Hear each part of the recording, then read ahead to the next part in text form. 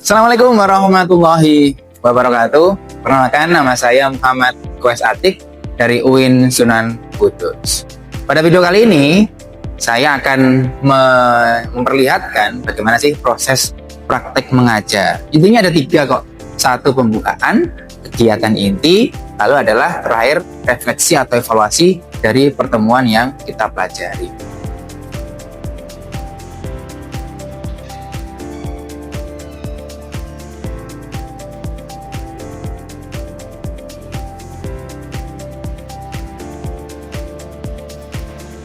Assalamualaikum warahmatullahi wabarakatuh. Waalaikumsalam warahmatullahi wabarakatuh. Sebelum kita mulai perkuliahan untuk hari ini, kita berdoa terlebih dahulu. Berdoa dipersilakan.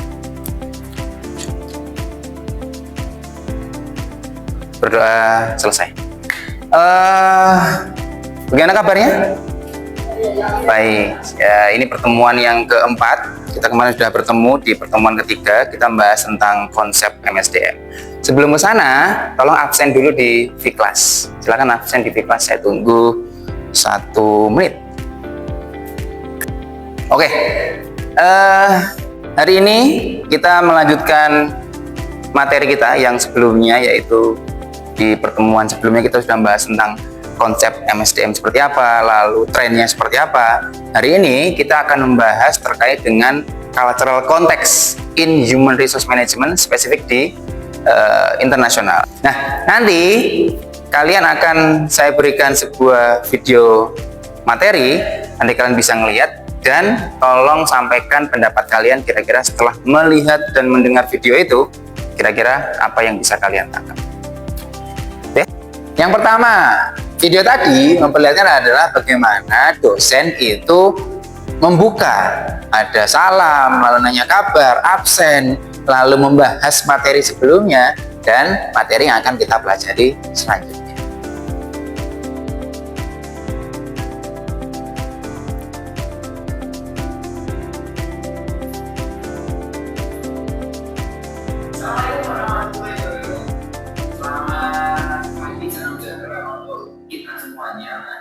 One hour later. Di video tadi, kira-kira menurut kalian itu apa yang bisa kalian dapatkan?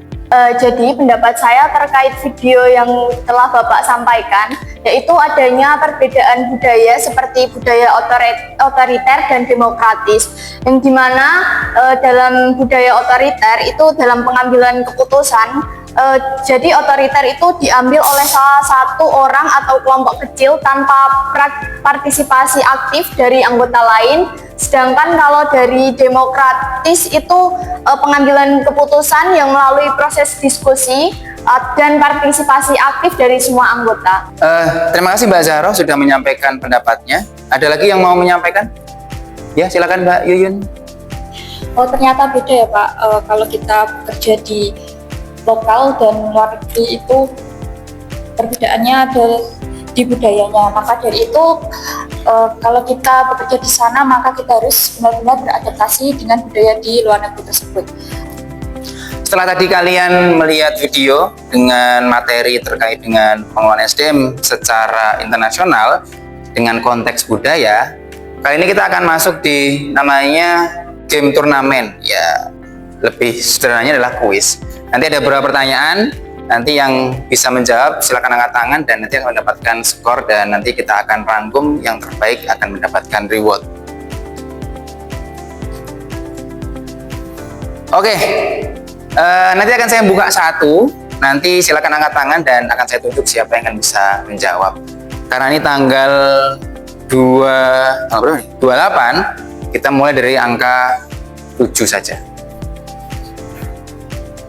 Pertanyaannya adalah, apa nama dimensi budaya yang membedakan masyarakat yang fokus pada pencapaian individu dan kelompok? Ada yang tahu? Mbak Farel?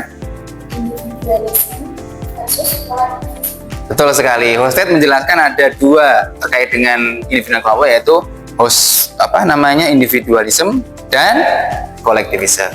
Oke. Mbak Farel mau angka berapa? Angka 2.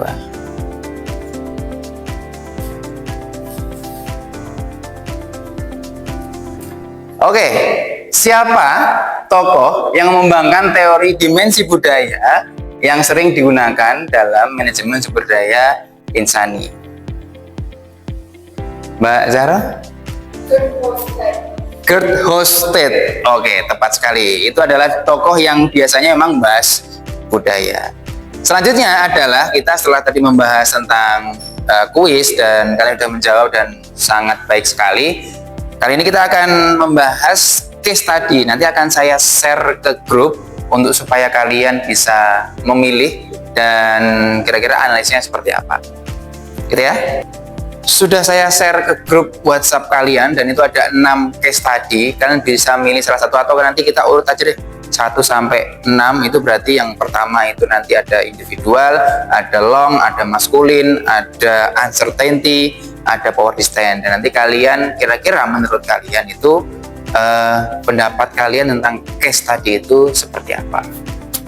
Yang pertama kita bahas terkait dengan case study yang berkaitan dengan uncertainty avoidance. Kita mulai dari Mas Galih, silakan.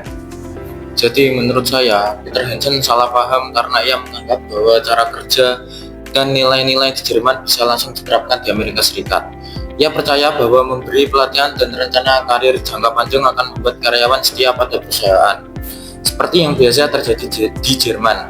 Namun, budaya kerja di Amerika berbeda.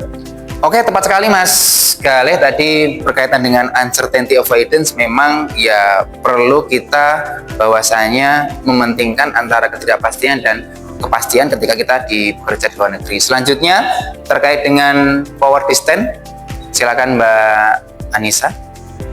Jadi menurut studi kasus tadi, hal itu menunjukkan bahwa perbedaan budaya power distance, khususnya di Tiongkok, itu orang lebih nyaman dipimpin oleh satu atasan yang jelas, dan saat perusahaan Jerman memakai 3 pemimpin yang setara, karyawan itu akan bingung dan banyak yang salah paham. Akhirnya perusahaan mengganti struktur menjadi 1 direktur utama agar sesuai dengan budaya lokal.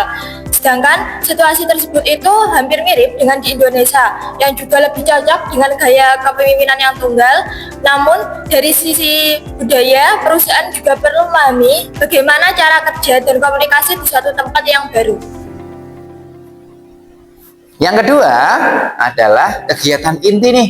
Ada proses belajar dari para mahasiswa. Yang pertama adalah video dari dosen, lalu ada game turnamen atau istilahnya kuis. Yang terakhir adalah ada case study dan mahasiswa menyampaikan. Ada komunikasi nih 2 arah dari dosen ke mahasiswa. Terima kasih tadi yang sudah menyampaikan pendapat dari studi kasus yang sudah kita bersama-sama pelajari. Yang terakhir ada satu pertanyaan untuk kalian semuanya. Kira-kira ketika kalian di posisi menjadi pekerja internasional, apa sih yang harus kalian lakukan atau apa yang harus kalian rencanakan? Ada yang mau angkat tangan? Ya, silakan. Jadi kalau untuk posisi saya jika menjadi pekerja di luar negeri, tentunya saya pasti mendapatkan sebuah kesempatan besar yang dimana dalam pengembangan karir saya bahwa bekerja di luar negeri dapat memberikan kesempatan untuk mengembangkan karir serta meningkatkan keterampilan dalam diri saya, serta adanya pengalaman budaya yang dimana di luar negeri dapat kita temukan adanya pemahaman budaya ataupun norma lokal di luar negeri tersebut dengan membangun hubungan orang-orang dari latar belakang yang berbeda, serta mendapatkan jaringan profesional yang dimana bekerja di luar negeri tersebut dapat membantu jaringan profesional yang lebih luas dan lebih beragam. Yang ketiga yaitu evaluasi atau refleksi, di mana dosen akan menanyakan ke mahasiswa kira-kira dalam konteks yang dipelajari materi itu bagaimana kondisi mahasiswa ketika berada dalam posisi itu. Dan tentu adalah salam dan mengingatkan tetap semangat dalam belajar, dan kita bertemu lagi di minggu pertemuan berikutnya. Terima kasih, itu saja video praktek mengajar dari saya. Terima kasih. Assalamualaikum warahmatullahi wabarakatuh.